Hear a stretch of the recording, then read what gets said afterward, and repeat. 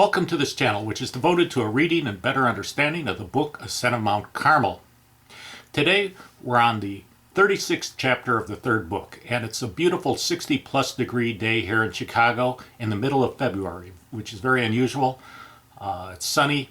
The neighbor next door has his lawnmower out, making sure that it still works. In the last chapter, as you may recall, St. John discussed how images can motivate our wills toward joy.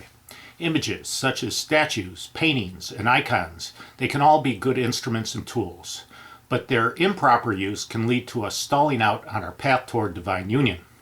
Today, with the 36th chapter, St. John continues his discussion of images, and we're going to divide our discussion of this chapter into two parts. There is much that might be said of the stupidity that many people display regarding images. Their foolishness reaches such a point that some of them place more confidence in one kind of image than in another, believing that God will hear them more readily because of these than because of those, even though both represent the same thing, as when there are two of Christ or two of Our Lady. Here's a screenshot from divinemercy.org that discusses an ongoing debate over which of Sister Faustina Kowalska's Divine Mercy images is the best one. To the credit of the author of this article, he does note that all the images are fine. However, the underlying debate on which he's writing is truly a pointless one. St. John tells us that what is truly important has solely to do with the faith and the purity of heart of him that prays. For if God sometimes grants more favors by means of one image rather than by another of the same kind, it's not because there is more virtue to this effect in one than in the other, but it's because some persons better awaken their own devotion by one than the other. If they had the same devotion for the one as for the other, or even without the use of either, they have received the same favors from God. But let's get back to the Divine Mercy devotion. As you probably know, the devotion is largely wrapped up in the promotion of an image of Jesus that was painted at the request of Sister Faustina. Sister Faustina claimed that Jesus demanded that the image be venerated. I demand the worship of my mercy through the solemn celebration of the feast and through the veneration of the image which is painted. By means of this image I shall grant many graces to souls. It is to be a reminder of the demands of my mercy, because even the strongest faith is of no avail without works. So interestingly, the devotion equates veneration with works. This is a private revelation, and the emphasis on an image is at odds with the spirituality that's set forth by St. John of the Cross in Ascent of Mount Carmel. Please recall that St. John is a doctor of the Church. Considering that Sister Faustina was purportedly a mystic, her reliance on images seems a bit strange, especially in the light that St. John tells us that union with Christ comes only when we aren't anchored to images. Please note that I don't have any problem whatsoever with the Divine Mercy paintings in themselves. They're very nice images. They meet with St. John's requirement that images of sacred things should look realistic. And I have no doubt that the Divine Mercy images have moved the hearts of many people.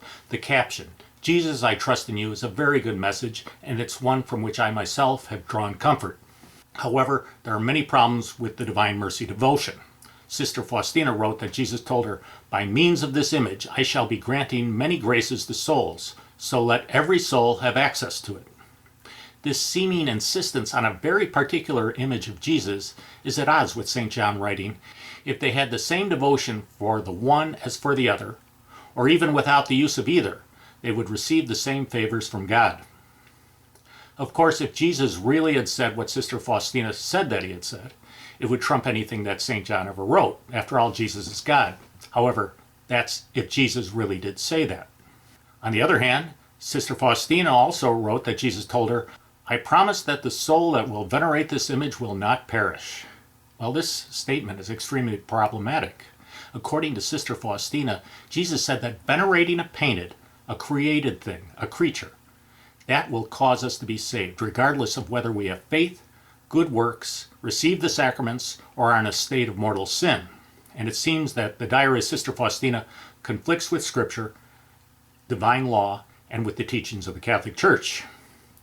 In the 28th video of this series, I suggested that we should be very skeptical of every new canonization and devotion introduced since the Second Vatican Council.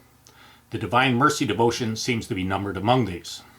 There are many, many more problems with the Divine Mercy devotion than what I just mentioned. So I'm going to do a multi-part series on some of these problems, and I'm going to create an entirely new playlist for them. I expect to have the first video up tomorrow.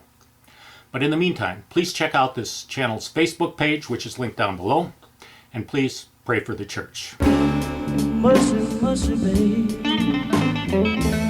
Ooh, Lord, have mercy on me.